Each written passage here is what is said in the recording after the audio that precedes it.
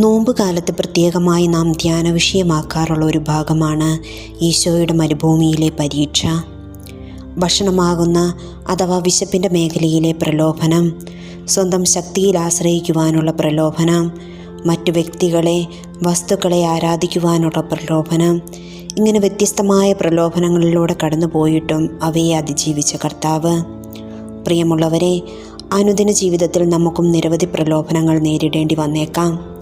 അവിടെ എനിക്ക് ധൈര്യപൂർവ്വം അവയെ ചെറുത്തു നിൽക്കുവാൻ സാധിക്കുന്നുണ്ടോ?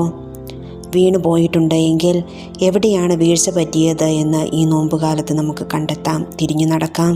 ലിയോ 14 മാർപ്പാപ്പ തൻ്റെ നോമ്പുകാല സന്ദേശത്തിൽ നമ്മെ ഓർമ്മപ്പെടുത്തുന്നുണ്ട്.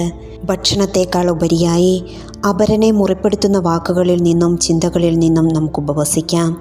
നമ്മുടെ വാക്കുകളെയും ചിന്തകളെയും നിയന്ത്രിച്ചുകൊണ്ടുള്ള ഒരു മനോഹരമായ തപസ്സിൻ്റെ ദിനങ്ങളാകട്ടെ ഈ ദിനങ്ങൾ. ഈശോ നമ്മെ അനുഗ്രഹിക്കട്ടെ.